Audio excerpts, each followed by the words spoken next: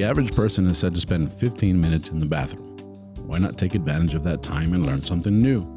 Presenting the 15-minute podcast on weird facts, crazy details, and funny particulars that you'll be able to enjoy while you're taking a on your free time.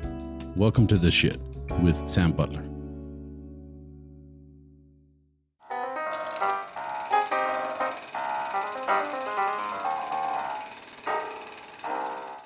Welcome to another episode of Sam and Ram at the Movies. Thank you all for joining us on this episode. We have random movie facts. My buddy Ram, thanks for joining me. I know that we're going to change the format just a little bit on the next episodes.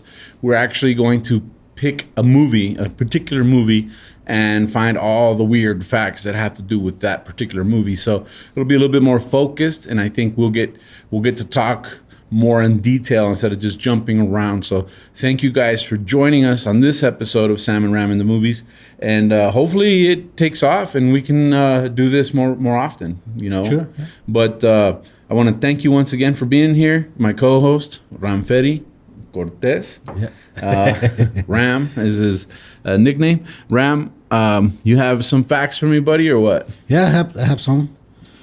To start with the movie Schindler's List. Okay.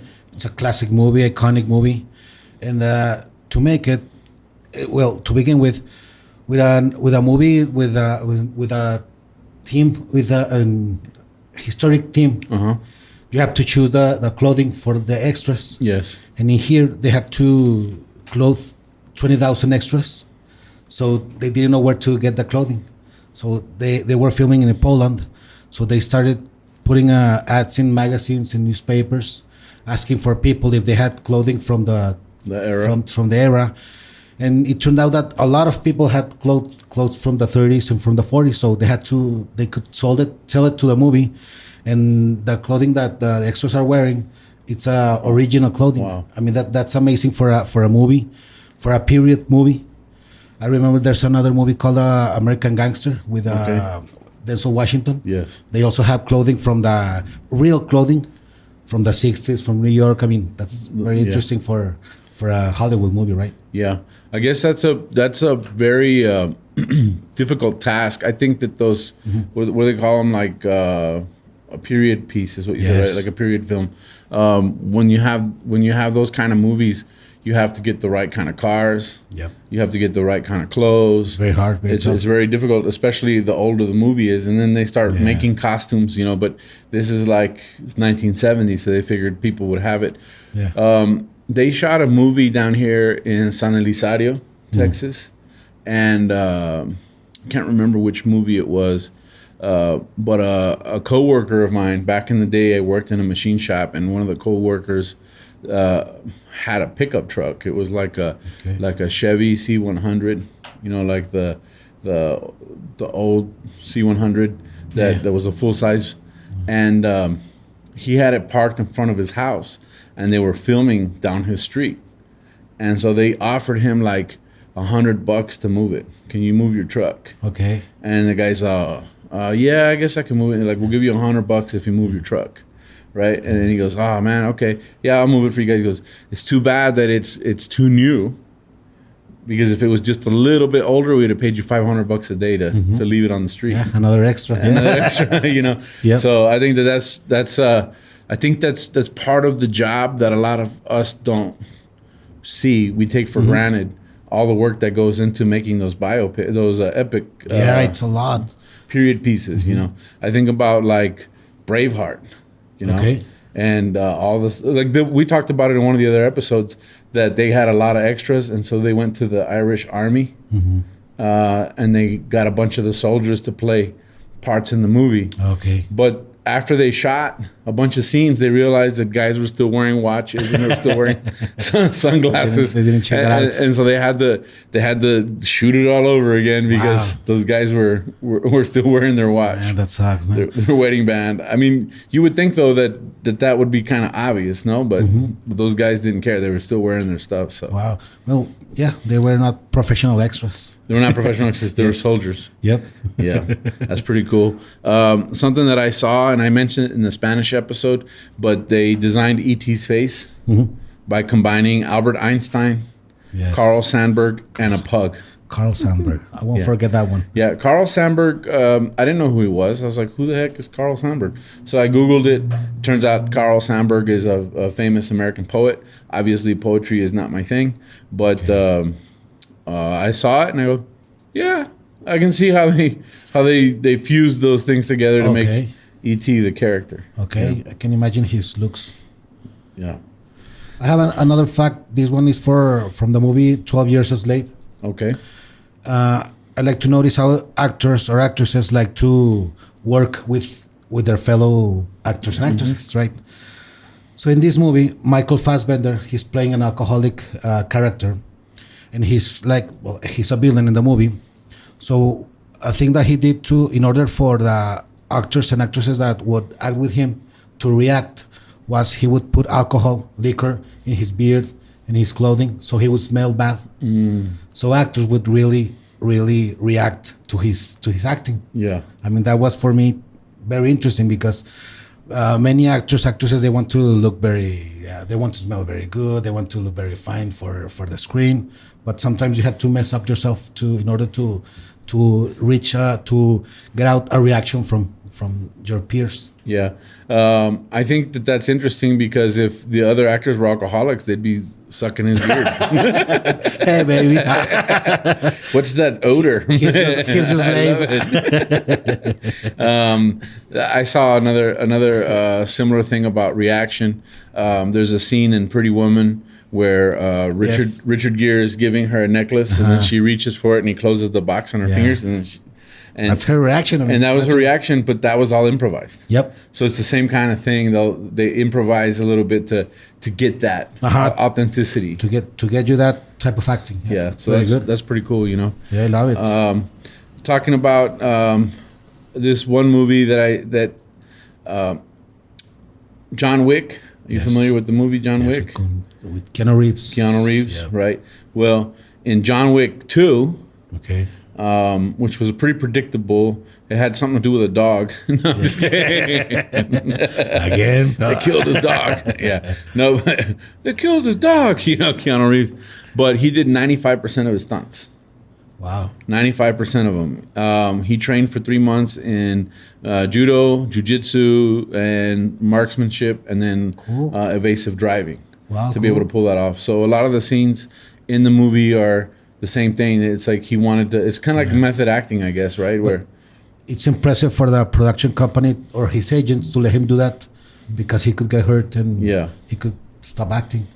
Yeah, I think he was just like, I'm gonna do it. I don't care. I mean, I've seen YouTube videos of him shooting. He's pretty good at shooting, tactical shooting. It's like a new trend with him, with Tom Cruise doing all his stunts too. Yeah, I think they saw Jackie Chan and they went, we could do it too. Yeah, right? And Shaquille O'Neal too in the one where he's a Man of Steel or something like that. That movie sucks. Yeah, I don't even know what movie it is, but you said Shaquille O'Neal. I said, what, he was doing free throws? No, he did his own stunts. Did his own stunts. Yeah. Something weird that I found in the movie Candyman. Okay. You know this thriller, this mystery movie? There's a scene where they use bees. They landed the Candyman's face. So they had to breed these bees, 500 bees. They were 12 hours young when they were using them. And they had to do this because at that age, they wouldn't sting the actor. So, I mean, that for me, it's interesting because to order the bees for production to see who can get the bees to the set. I mean, get the 500 bees, exactly 12 hours young, so they won't hurt you. And how did they stick them on his face? They put, I think, like some candy and a plastic thingy inside his mouth so he wouldn't swallow the bees.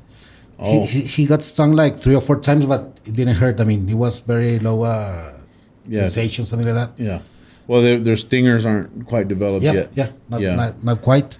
But I mean, still, it's a very interesting image to see. Yeah. Yeah, it's a very cool movie. Yeah.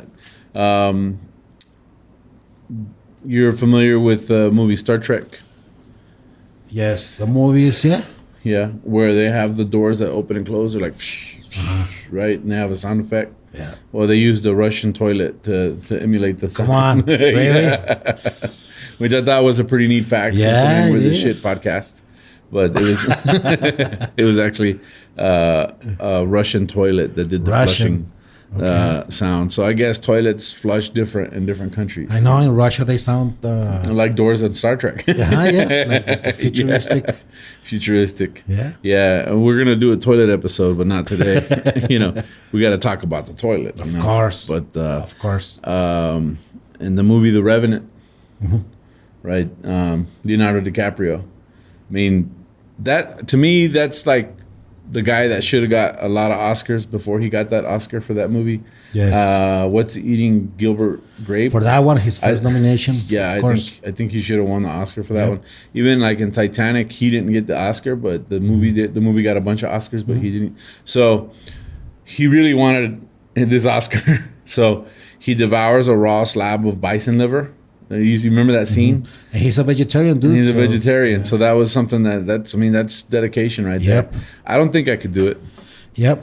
I have a Neither. hard time even like grilling meat. If Like, you give me $20 million, of course I will do it. you would do it. Yeah, of course. You would. Okay. Well, I don't know about 20 million. How about for like $100? Would you do it? No. Nah.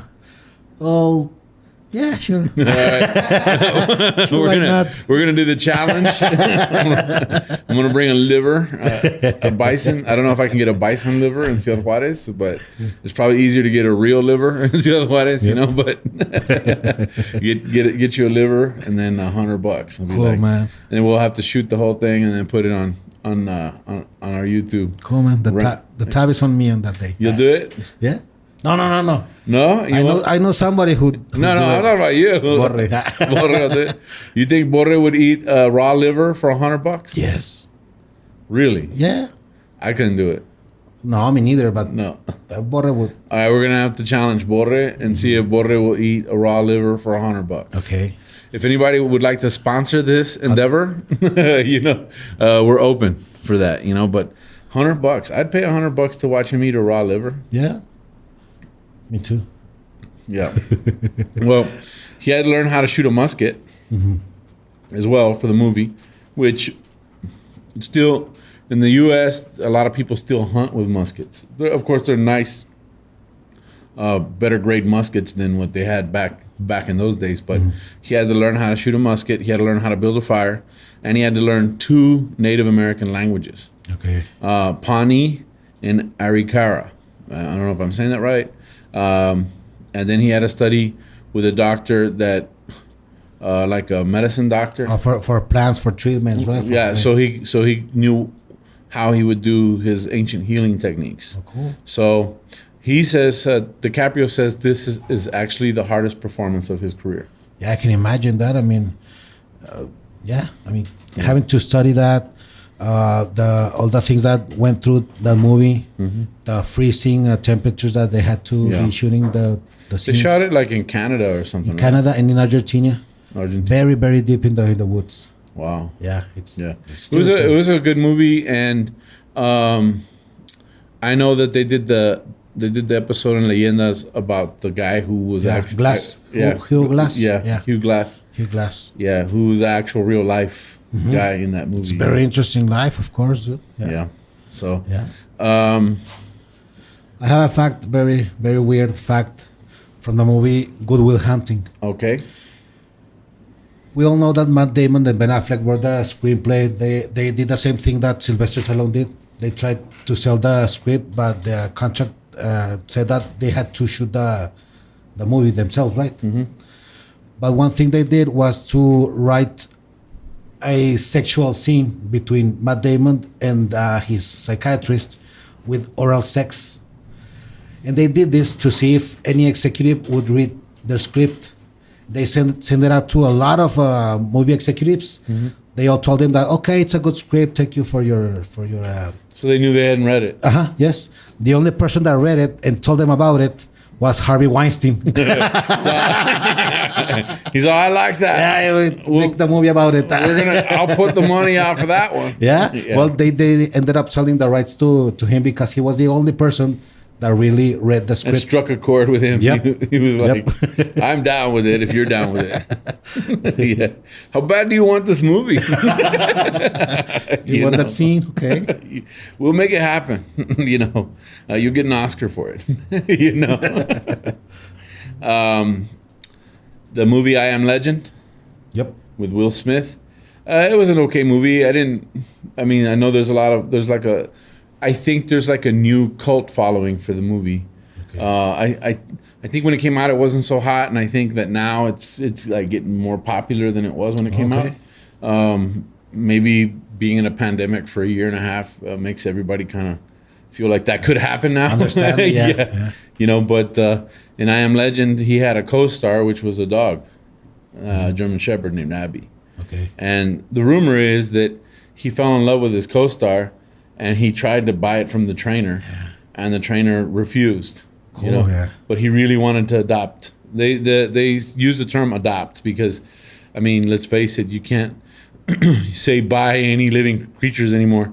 After our history as a country, you really shouldn't buy anything. But he tried to adopt the puppy. They said no. But when I read this, I was thinking he probably was like, she's a really cool dog. I'll take her. And then the guy goes, nah. But I think that's as far as it got. But it became this big rumor. I don't. Yeah. Because I think if they would have given him $1 million, I think he would have said, Of course, take it. take the dog. I'll train another one. Mm-hmm. Especially when you own German Shepherds, you know that all German Shepherds are good. So get another German Shepherd. But Okay. I would have. If you want to offer me a couple $1 million for Nola, we'll talk. But Of course. Yes. yeah. Got another one? No, that's All it. right. Slumdog Millionaire. We'll wrap it up with this one. You know what? Let's see. I thought this one was pretty interesting. We'll wrap it up with this one. We'll leave that one for another day. The Mummy. Mm-hmm. There's a scene when Brendan Fraser gets hung. He's hanged. Yes. Well, he really stopped breathing to the point to where he had to be resuscitated. Wow. And the actress Rachel Weisz says he stopped breathing and had to be resuscitated. He literally almost died filming that movie. Wow. Which I think if he had died filming that movie, he'd be way more famous now. Yeah, because his career flopped, I guess. So you want to be famous, die young. That's all I gotta say. But that wraps up. That's messed up, man. But yeah, apparently Brendan Fraser could have kicked the bucket on that movie. So with that, we'll wrap up this episode of the Shit Podcast, Sam and Ram at the Movies. Thanks for joining me again, Ram. If you all enjoyed this episode, please like, subscribe, hit the little bell for notifications. Leave your comments if you have any suggestions. If there's anything that weird fact that you came across about anything we talked about, we welcome it. We enjoy learning as well. With that being said, that wraps us up. Where can people find you on your Instagram at Doobies Boobies? Doobies Boobies? It's a very hard one to remember, but the boobies is clever. Of course. Yeah, because we like boobies. We all like boobies. Yes. Yeah. I got boobies. It's just the way it is, but Man boobs. with that being said, you can find me as Tu Amigo Sam. That's TU Amigo Sam on all my social media platforms, as well as my YouTube channel. And you can find us on Spotify and other platforms for podcast as Sta Cagado Podcast. And that wraps us up. Thank you guys for joining us. That's it for this episode of the Shit Podcast.